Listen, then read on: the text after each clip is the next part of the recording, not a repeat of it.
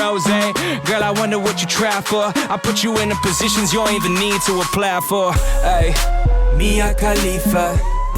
إنها ميا خليفة النجمة الإباحية الأكثر شهرة في العالم، فلنتعرف عليها اليوم وفي حلقة جديدة من انظر. It's very exciting for me. I'm more excited than nervous.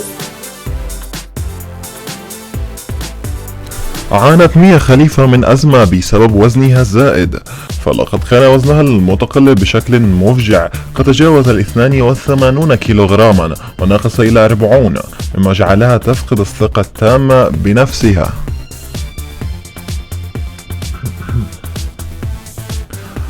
زوجها هو من اكتشف موهبتها وقدرتها في تمثيل الإباحية، لقد كانت ميا خليفة تعد جلسات نفسية وثقافية بشكل مكثف حتى تؤهل شخصيتها لاتخاذ هذه الخطوة الجريئة في حياتها. أجرت ميا العديد من العمليات الجراحية، فمن يعرف ميا خليفة قبل الشهرة لن يستطيع التعرف عليها في الوقت الحالي. ميا خليفة تنتمي إلى عائلة متدينة وملتزمة، وقد يتفاجأ العديد من هذه المعلومة، وما الذي جعل من فتاة من بيئة ملتزمة ومحافظة إلى ممثلة إباحية، لكن السبب كما يقول أغلب أهلها هو زوجها الذي قادها إلى طريق الانحراف، كما يعتقد البعض أنه انحراف.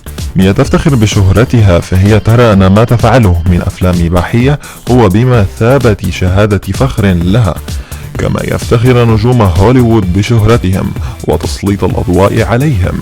فميا خليفة ليست الممثلة الإباحية الوحيدة التي تقول هذا، بل أغلب الممثلات الإباحية يشاركونها في الرأي تماما.